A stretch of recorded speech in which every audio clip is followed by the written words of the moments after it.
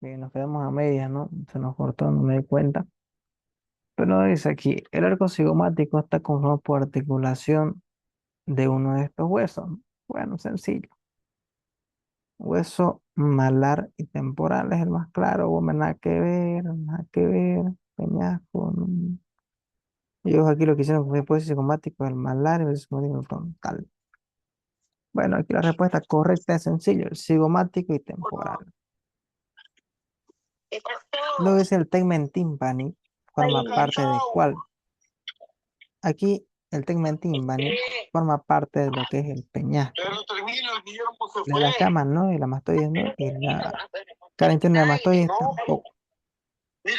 Entonces, esta es la parte del peñasco, forma parte del techo del oído medio, de la caja timpánica.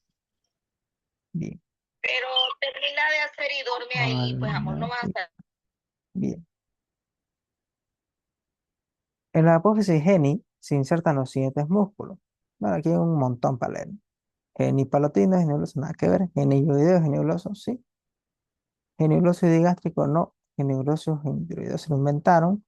Y genioideo y milioideo, no. Totalmente no. Somos de genioideo y genioglosio. Genioideo sí, pero milioideo no tiene nada que ver. Va al borde inferior de la mandíbula. No va a la apófisis geni.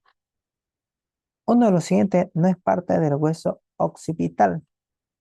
Tenemos aquí cresta occipital externa, minencia arcuata, nada que ver, esto es del temporal. Cresta sinostósica, el núcleo inferior y posterior. Esto es del temporal, no tiene nada que ver con el occipital. ¿Qué estructura pasa por el triángulo conformado entre el escalón anterior, el medio y primera costilla? Esta estructura la hemos visto todos los exámenes flexobraquial, que pasa también junto a la arteria subclavia, ¿no? En caso no esté esta, tiene que estar la arteria subclavia, pero fíjense que no está. Entonces, pueden eliminarla y poner la arteria subclavia. Y recuerda que por delante pasa la vena subclavia, no pasa dentro del triángulo. Ahora, sobre el globo ocular en cierre, lo incorrecto. Hay algo mal aquí, ¿no? Y hay que leerlo. Mide 25 milímetros AP, sí. Dos polos de ecuadores, está bien. Peso 108 gramos, Rubier, perfecto. Continente, contenido excelente. Y el acoroide nace en el nervio óptico, nada que ver. El nervio óptico nace de la retina. Son características de la córnea. Está fácil. Está anteriormente la esclerótica, sí. La unión esclerótica es en bisel, sí. Cámara anterior, no hay donde perderle. El espesor es un milímetro claro, irrigado por arteria corneal. La córnea no tiene irrigación. No existe irrigación para la córnea. La córnea, ustedes tienen que ver que la córnea es la parte más anterior del globo ocular. Y yo no he visto una arteria que esté en pleno globo ocular y que la podamos palpar afuera, ¿no? Entonces no tiene irrigación la córnea. Luego tenemos el contenido de la región cigomática, excepto, es decir, una está mal aquí. Vamos a ver. Trigoideo, maxilar interna, plexo venoso, sí. Trigo interno también. Y el maxilar superior, no. Maxilar superior no tiene nada que ver aquí. El maxilar superior tiene que ir al nervio infraorbitario. No va a cigomática.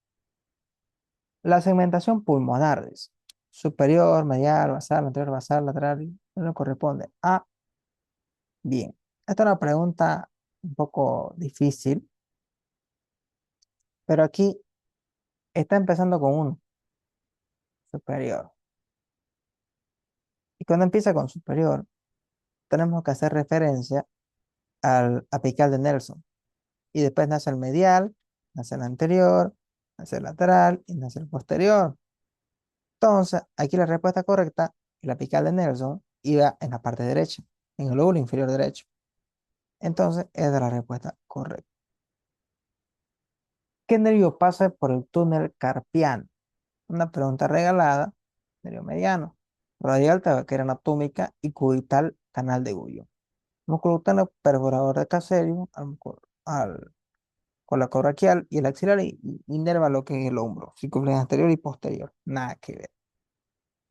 ¿Qué nervio inerva los extensores y supinadores? Lo único que inerva atrás, en la parte posterior y en la parte lateral del antebrazo, es el radial. Sencillo. Luego tenemos aquí Uno de estos elementos anatómicos no forma parte del cuadrilátero húmero tradicional de Belpont. Donde dice redondo mayor, redondo menor, tríceps, escápula, nada que ver escápula y húmero. Regalada, escápula no tiene nada que ver en estos triángulos. Porque el surco bicipital externo del codo pasa a uno de estos nervios. El radial, el mediano, el cubital, el mosquitano y el axilar. Bueno, el único que pasa por la parte externa del bicipital es el radial. Por la cara interna va el mediano y más adentro lleva el cubital. Mosquitano nada que ver, va más arriba. En la cara anterior del hueso pisiforme se insertan los siguientes músculos. Aquí nos dan solamente a escoger uno, pero está fácil. Solamente uno se va a insertar y viene a ser el cubital anterior, llamado por Rubier flexor cubital del carpo. Lo único que cambia en cubital anterior es que son flexores, cubital posterior es extensor. Entonces, anterior, flexor cubital del carpo, posterior, el cubital posterior es el extensor cubital del carpo. Aquí nos dice en cara anterior. El contenido del surco correa bicipital del húmero es uno de los siguientes tendones, el tendón largo del bíceps braquial. Bien. La articulación de la muñeca corresponde a de qué tipo. Dice. La de la muñeca, que ustedes no saben, es tomada como la radiocarpiana. La radiocarpiana es condilio o bicondilio. Bien. Bueno, ahora vamos con el tercer modelo de exámenes que hay. Este creo que es el de 2023, creo que. Uno de estos músculos se extiende desde el ángulo posterior de las costillas hasta la articulación condroesternal. Esto es copy-P de Rubier puro y esto es intercostal interno, porque va del ángulo posterior de costilla hasta la articulación. ¿Ya? Otro le da hasta el Axi, cartílago. disculpa, una Sí, pregunta. ¿Te va a pasar esos modelos al grupo? sí los voy a mandar después. Ah, buenísimo. Muchas gracias. Bien. Son estrechamientos del esófago, excepto uno. Bueno, esta pregunta en realidad viene a ser fácil, porque aquí meten lo que es tiroideo, aórtico, diafragmático y bronquial. Tiroideo no existe. Entonces directamente te la regala. Tiroideo no existe. Ahora, esta es correcto, esta creo que es repetida. Los sistemas, paredes, vértice, la tricúspide, no, no es repetida, hay que leer. Bien. A ver, dice, así es repetida, porque las paredes del ventrículo derecho son de mayor diámetro que la izquierda. Falso. La izquierda es de mayor diámetro. Con relación al pericardio, otra repetida, el pericardio fibroso, ¿dónde está? El espacio pericárdico se presenta en el centro. Está mal. El espacio pericárdico, fíjense que en la otra pregunta no estaba esta. Estaba de que el pericardio fibroso se dividía en dos. Y era el seroso. Entonces, para que vean que siempre repiten preguntas de un año a otro. Eso es importante en el pregunta. Solamente algunas veces agarran copy-paste de unas cuantas y le modifican algo. En este caso, tenemos que saber que se ubica entre la lámina parietal y visceral del seroso. Una de estas es falsa. Ya esta es nueva. En la división de los bronquios se localiza una cresta cartilaginosa llamada carina. ¿Sí? En el mediastino posterior, los nervios neumogástricos. ¿Sí? Entre el mediastino posterior y anterior está el corazón. Bueno, es el mediastino medio, en realidad. Mediastino medio, lo que llamamos los frénicos, no. El mediastino posterior, lo que le llamamos el conducto torácico, sí, esta sí, igual, mediastino medio, los frénicos, y esta igual. Entonces, por descarte, sería esta de aquí. Son ramas colaterales de maxilar interna, esta repetida de siempre. Memorizar siempre terminal de maxilar interna, terminal de todas las terminales. Porque si me preguntan, una no es colateral. Si usted sabe la terminal, mire directo va a saber esto. Bien, ahora. Son ramas colaterales de carótida externa. Esta temporal superficial de memoria de estas preguntas. Con relación a la faringe, otra vez repetida esta.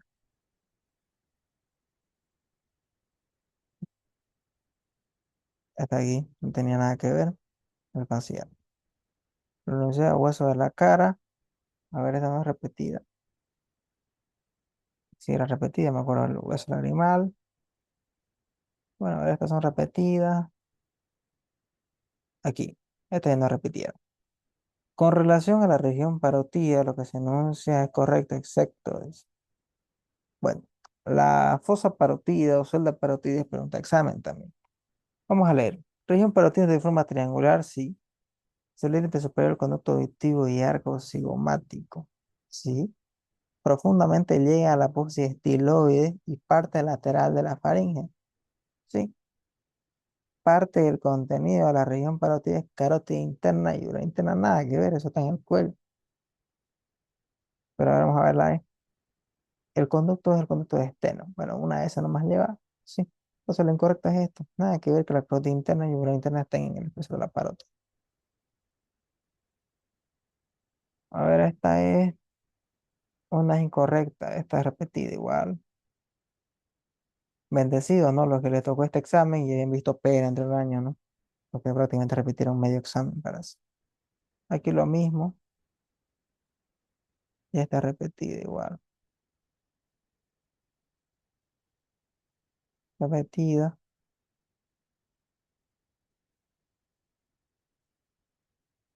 repetido, repetido,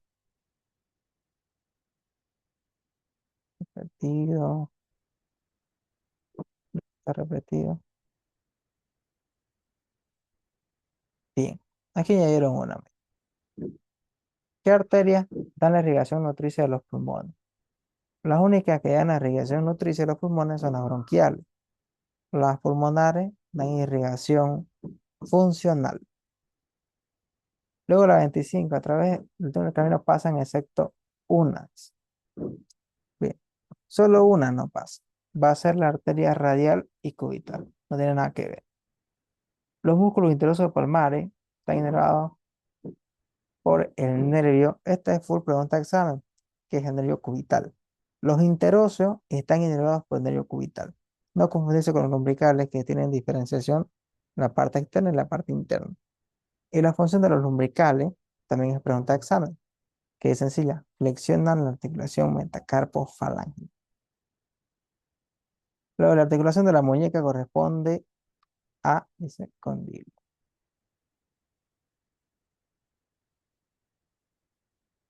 Los ligamentos conoide y trapezoide corresponden a lo que es coracoclaviculares.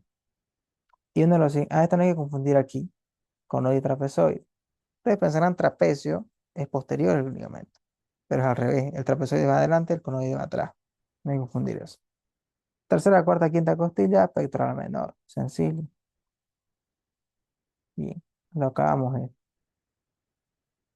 Bien, ahora vamos a ver, para finalizar, preguntas de Moore. He seleccionado las preguntas que más probables pueden entrar, ojalá que entren. Pero los que tienen la guía de Moore tienen mucho más banco de preguntas, ¿no? Pero he seleccionado unas cuantas ya que estamos en el final y así nos aburren. Bien, he seleccionado 10 preguntas por región. Entonces vamos a ir resolviéndolas estas de Moore y ya acabaríamos. Bien, vamos a ver aquí qué fracturas se... Está aquí. Ahí. He seleccionado 10 de cabeza, 10 de cuello, 10 de tórax y 10 de miembro superior. Y acabaríamos ya la resolución de preguntas. Veamos. ¿Qué fractura se caracteriza por ser una fractura horizontal de maxilar superior situada superior a los procesos alveolares que cruza el tabique nasal? Se hace mucho. Ahí está.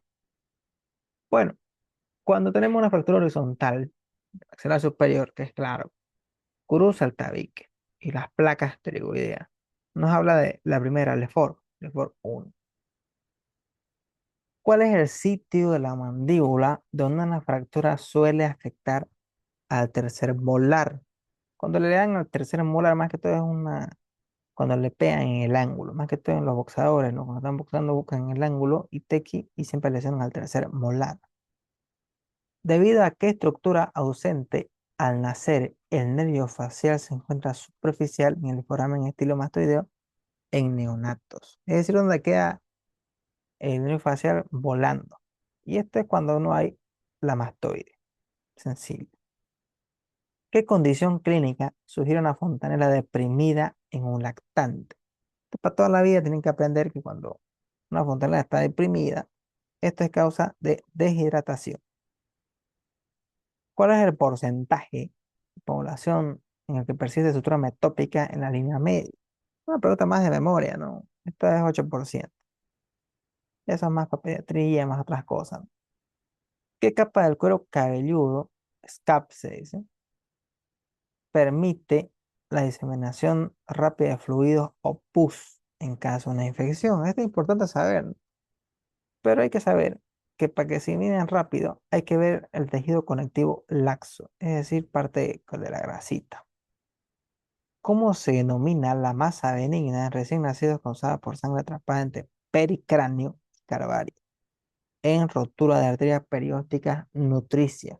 Una pregunta más fregada, pero es fácil. Es entre la calvaria y pericráneo, es decir, la parte de afuera, y arterias periósticas nutricias. Este es un cefalohematoma, ¿ya? Un hematoma de la cabeza, ¿no? Ahora, en la parálisis de Bell, parálisis de Bell se da por lesión del nervio facial. ¿Qué sonidos labiales se pierden? Se pierden unas palabras. Yo siempre me acuerdo por BMW. ¿Por qué? Porque BMW y P. Entonces BMW y P. Bien. ¿Qué nervio es anestesiado para la pérdida de sensibilidad del nervio superior, la mejilla y los incisivos? Esta es favorita. Siempre les gusta preguntar este nervio. Y nace el nervio infraorbitario. Memorizar esto siempre, ¿no? Siempre se pregunta este nervio. ¿Cuál es la causa más frecuente de la compresión de la raíz del trigémino en neuralgia? ¿Cuál es la causa más frecuente, no? Bien, lo más frecuente aquí es que haya un vaso aberrante, que es la arteria cerebelosa superior. Bien, esas son las preguntas que seleccioné de cabeza, las primeras 10. Ahora vamos a ver 10 de cuello. Bien, en cuello.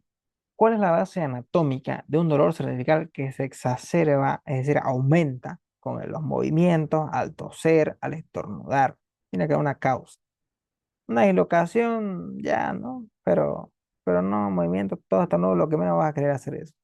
Fascios faciales, nada que ver, puro fascia, no tiene nada que ver que duela. Y la distensión muscular, disco, intraarticulares o linfonodo inflamado, esta sería la correcta, digo yo. Fibromatosis coli, no tiene nada que ver, y la región de la rama cervical en el facial, no, porque no sentiría. Entonces, es la distensión muscular la que duele. Luego, ¿qué estructuras corren riesgo de daño en los forámenes transversarios durante una fractura o dislocación de vértebras cervicales? Bueno, aquí tenemos las arterias vertebrales y plexo simpático, que son los que más corren riesgo, una fractura de vértebra cervical, porque empieza a sangrar como loco eso. Nervio pauloso no está más adentro, yugular externa, no, cuello, tronco simpático, no, cartílago interna muy adentro. Entonces, las que más corren riesgo de una fractura de vértebra cervical, si pasa por ahí, por el agujero vertebral, la vertebral pues va a ser la más clara. ¿Cuál es la consecuencia clínica de una fractura del yoides por estrangulamiento manual? Es decir, que te ahorquen con las manos. Algunas veces, mayormente las personas, ¿no? Que han sufrido agresiones de su pareja, de alguna otra persona, ¿no? Secuestro, etcétera, quedan con una disfagia que los incapacita de elevar el yoide. Entonces, recordar eso, personas que dicen me estranguló o algo mucho tiempo, causa disfagia. ¿Ya? ¿Qué sucede clínicamente ante una parálisis de platisma por lesión del facial? ¿Qué pasa si se paraliza el platisma? Platisma es un músculo que se inserta en la piel. Entonces la cabeza se inclina, se produce un hematoma que atrapa el accesorio, nada que ver. La piel se desprende en pliegues laxos, claro, puede ser, porque si está inervada, le da el tono y da la irrigación, entonces no puede estar así. Se presenta una masa anterior, no hay nada que ver. Una pérdida de rotación, no, no tiene nada que ver una rotación. Es la piel. La piel, porque el músculo se inserta en la piel. Entonces la que va a sufrir es la piel. ¿Hacia qué estructura puede extenderse una infección a través de los espacios faciales retrofaringos? Es decir, hacia atrás de la faringe. Si voy a ir hacia atrás, está claro. Si voy a ir hacia atrás, esto es mediastino o pericardio. No tiene nada que ver los otros. Mediastino y pericardio. En la tortícolis congénita por fibromatosis coli, ¿cuál es la posición característica de la cabeza? La cabeza en una fibromatosis coli, tortícolis congénita, siempre la cabeza va a ir al lado afectado, ¿verdad? Cabeza al lado afectado y la cara al opuesto. Sencillo. Cabeza al lado afectado y cara al lado opuesto. ¿Cuál es el riesgo principal al realizar una punción de vena subclaviana mediante abordaje infraclavicular? Este es un peligro de siempre. Siempre que uno punciona el tórax, puede causar neumotórax. ¿Ya? Siempre, siempre puede pasar. Y lo hace mal, pues. ¿De qué patología es el signo de diagnóstico de prominencia de vena yugular externa? Es decir, cuando está prominente, cuando la podemos ver. Cuando podemos observar bien la vena yugular externa, esto es por una insuficiencia cardíaca o está obstruida la vena cava superior. ¿Qué complicación se presenta por un corte yugular externa con sección de espacio cervical profunda y presión torácica negativa?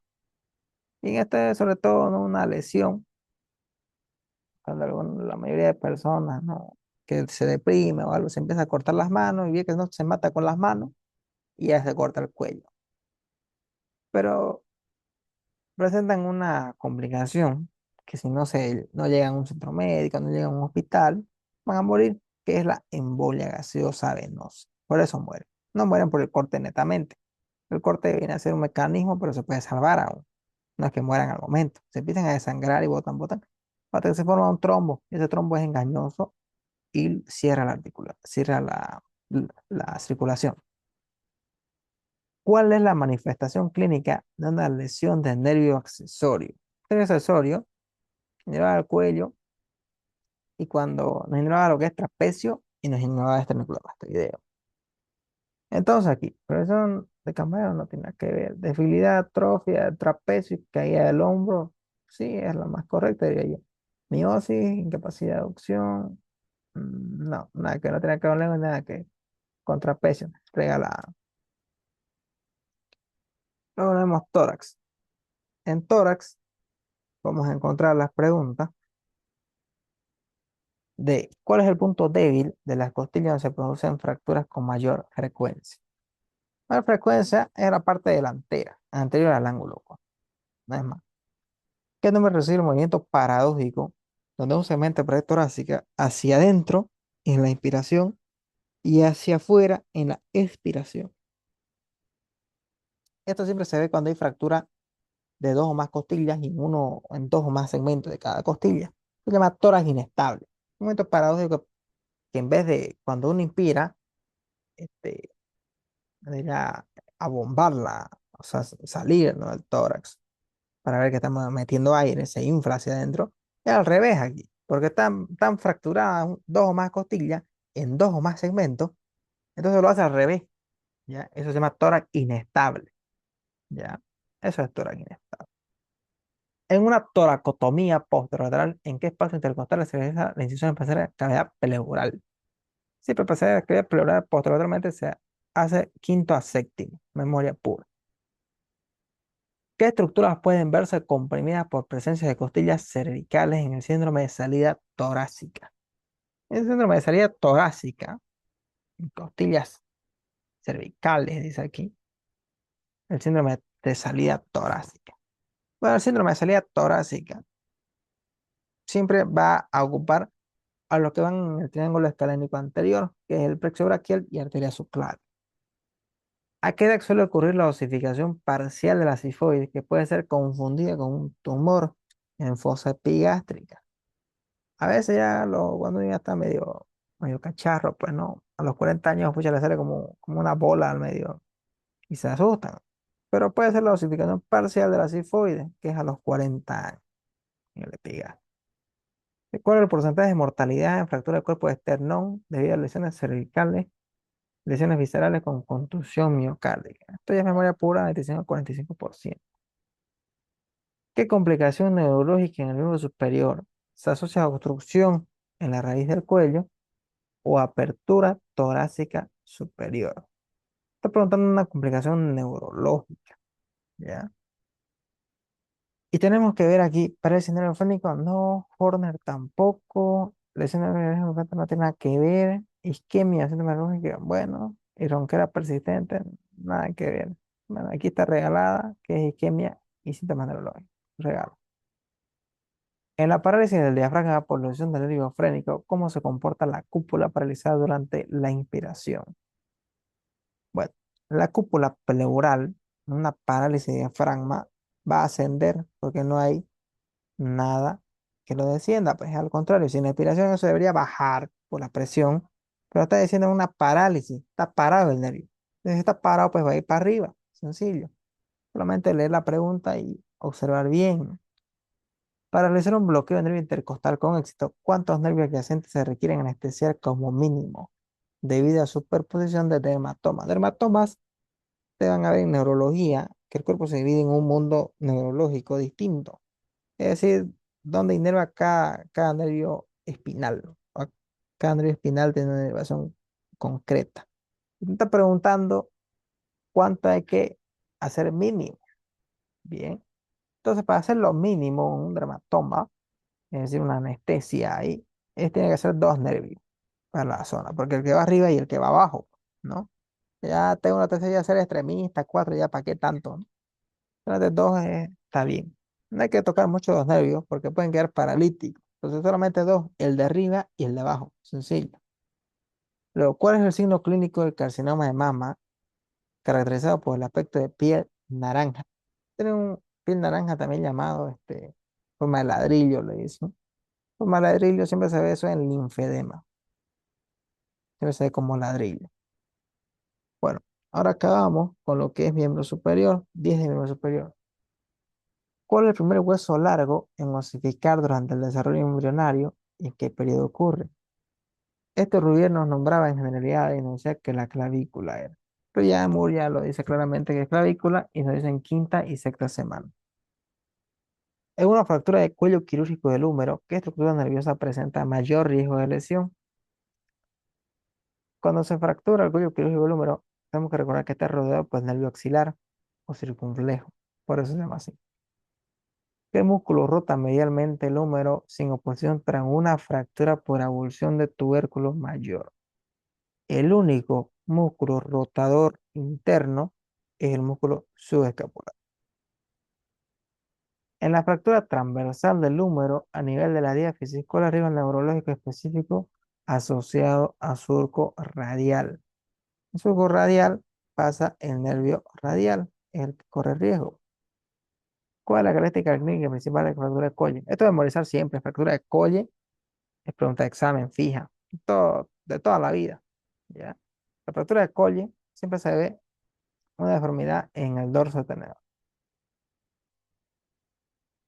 Un paciente presenta dolor en tabaquera anatómica tras una caída sobre la palma abducida, es decir, palma hacia afuera. Ojo a esta, palma hacia afuera. Esta palma hacia afuera, toda la fuerza va a radicar y va a fracturar el escafoide. Este huesito les encanta preguntar el escafoide, ¿ya? El escafoide siempre se pregunta, su fractura de escafoide es siempre preguntado. Igual estas de aquí tienen que memorizarlo, ¿no? Pero el escafoide siempre se pregunta. ¿Qué estructura puede comprimirse por un aneurisma en la primera porción de la arteria axilar causando dolor y anestesia cutánea en la piel? Dice. Bien, para que tenga anestesia, tiene que ser un nervio. Ya, la vena arteria no siente. Dice causa dolor y da un aneurisma en la primera porción de la arteria axilar. Esto cuando causa dolor y anestesia cutánea, el tronco del plexo braquial. El síndrome de Poland se caracteriza por agenesia oriental de qué estructuras musculares. Síndrome de Poland es cuando no hay pectorales, pectoral mayor y menor. Aquí está. Síndrome de Poland, no hay pectorales. ¿Qué signo clínico es evidente tras la parálisis del músculo recto anterior por lesión del nervio torácico? Un signo clínico pregunta de todos los años, esto, escápula alada, para toda la vida. Escápula alada cuando hay parálisis del cerrato anterior, que es generado por el nervio de los seis nombres, ¿no? Torácico largo, Charles Berger, los campanas, cerrato mayor y el nervio respiratorio externo. Por último, la lesión del nervio accesorio se manifiesta clínicamente por, dice, nervio accesorio, capacidad de elevar el tronco no. En la elevación del hombro, sí, pero un lado. Escápula desplazada, no sé, lo mismo, pero pues un poco de atrofia no tiene que ver. Esta aquí. Debilidad en la elevación del hombro ipsilateral, del mismo lado. Bueno, entonces estas han sido las resoluciones de banco que hemos hecho, por lo menos unas 400 preguntas de, de los años, ¿no? Y de Moore hemos hecho también. Entonces, he tratado de escoger unas que otras, no las mejores para el Moore. Memorizar siempre cabeza y miembro superior, que son las más complejas, ¿no? Fractura de Colles, fractura de Barton, fractura de boxeador, extracción del escafoide. Sobre todo tomar esos puntos en cuenta, ¿no? Bien, y les voy a compartir los bancos de preguntas y leerlos también otra vez, ¿no? Antes del examen y repasarlos. Bien. ¿Alguna consulta hasta aquí?